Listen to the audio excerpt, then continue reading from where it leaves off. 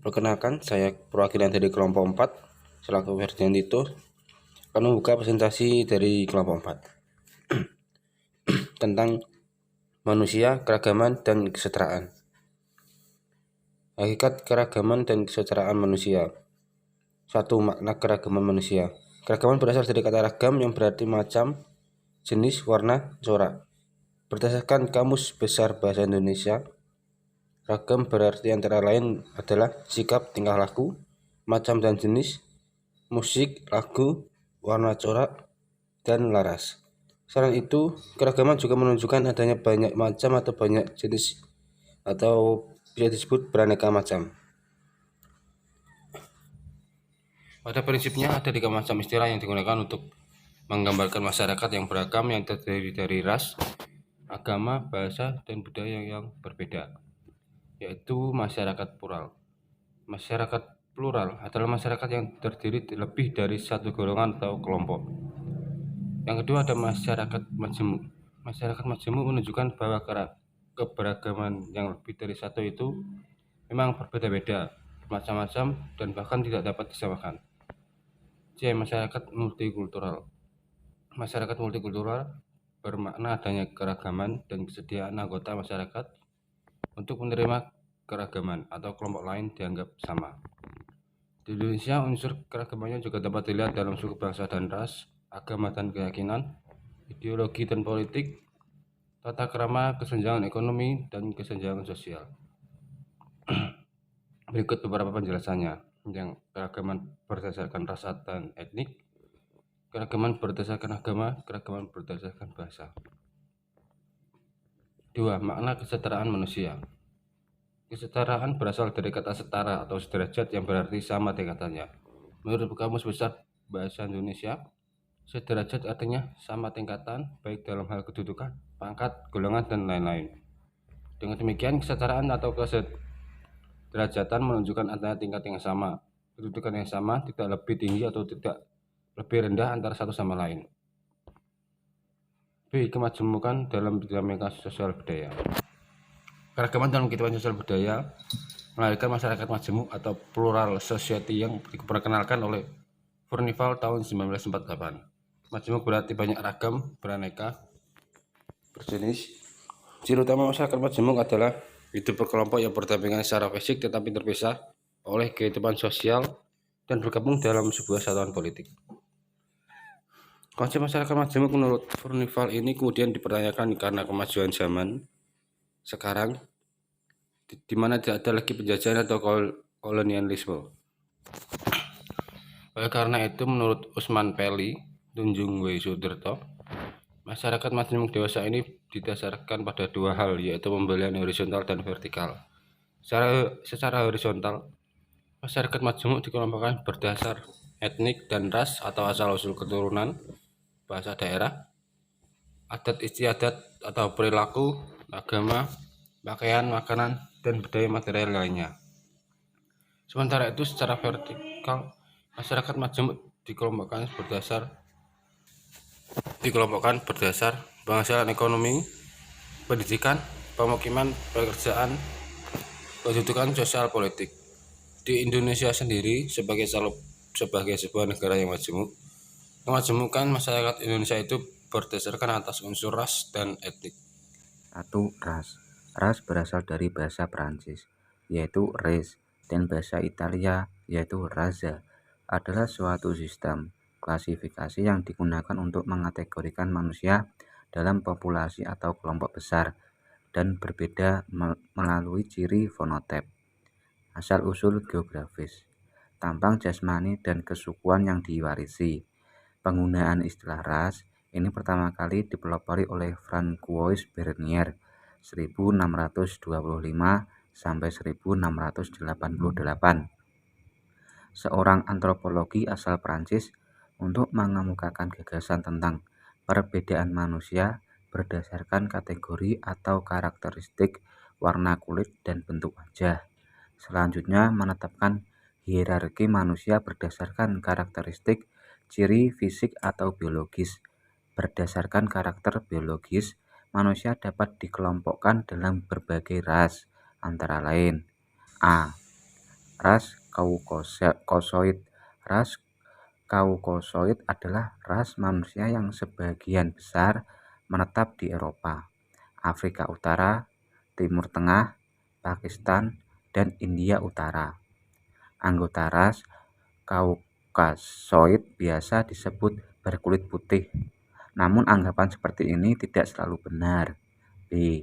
Ras Mongoloid. Ras Mongoloid adalah ras manusia yang sebagian besar menetap di Asia Utara, Asia Timur, Asia Tenggara, Madagaskar, beberapa bagian India, Eropa Utara, Amerika Utara, Amerika Selatan, dan Oseania. Anggota ras Mongoloid biasa disebut berkulit kuning, namun anggapan ini pun tidak selalu benar. C. Negroid. Ras Negroid adalah ras manusia yang terutama mendiami benua Afrika di sebelah selatan Gurun Sahara. Keturunan mereka banyak mendiami Amerika Utara, Amerika Selatan, Eropa, serta Timur Tengah. Ciri khas utama anggota ras Negroid ini adalah kulit yang berwarna hitam dan rambut keriting. D. Australoid. Ras Australoid adalah nama ras manusia yang mendiami bagian selatan India, Sri Lanka, beberapa kelompok di Asia Tenggara, Papua, Kepulauan Melanesia, dan Australia. Ciri khas utama ras ini ialah bahwa mereka berambut keriting hitam dan berkulit hitam. E. Melanesia. Ras Melanesia adalah nama ras manusia mendiami wilayah yang memanjang dari Pasifik Barat sampai ke Laut Arafura, utara dan timur Laut Australia. Ras ini merupakan bagian dari ras Australoid. Ciri-ciri fisik mereka berkulit hitam dan rambut keriting. 2. Etnik atau suku bangsa. Etnik atau suku bangsa merupakan kelompok sosial atau kesatuan hidup manusia yang memiliki sistem interaksi yang ada karena kontinuitas dan rasa identitas yang mempersatukan semua anggotanya serta memiliki sistem kepemimpinan sendiri. Konjaraningrat 1990. Pengertian lain menyatakan bahwa kelompok etnik atau suku bangsa adalah suatu golongan manusia yang anggota-anggotanya mengidentifikasi dirinya dengan sesamanya, biasanya berdasarkan garis keturunan yang dianggap sama.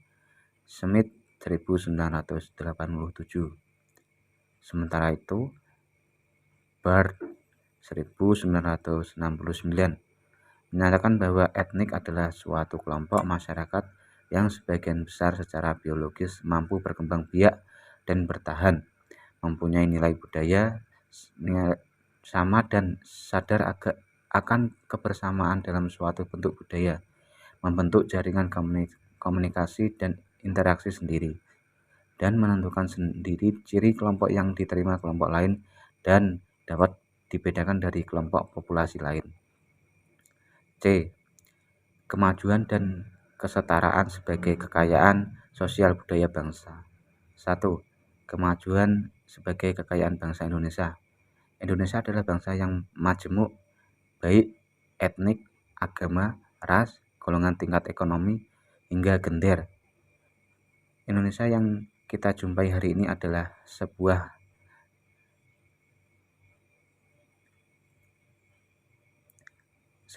nation state yang telah melampaui proses panjang sejarah.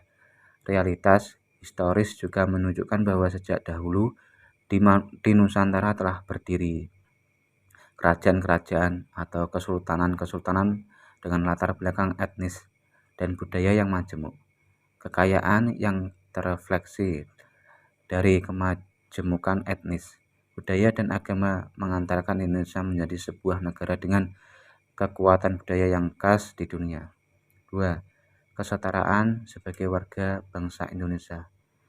Manusia Indonesia memiliki kesetaraan dalam arti memiliki kesamaan kedudukan, hak, dan kewajiban yang dijamin oleh Undang-Undang Dasar 1945. Apalagi Indonesia menganut sistem demokrasi, karena dalam negara demokrasi, kesetaraan antar sesama warga negara manusia diakui dan dijamin. Kesetaraan merupakan hal yang inheran yang dimiliki manusia sejak lahir di Indonesia.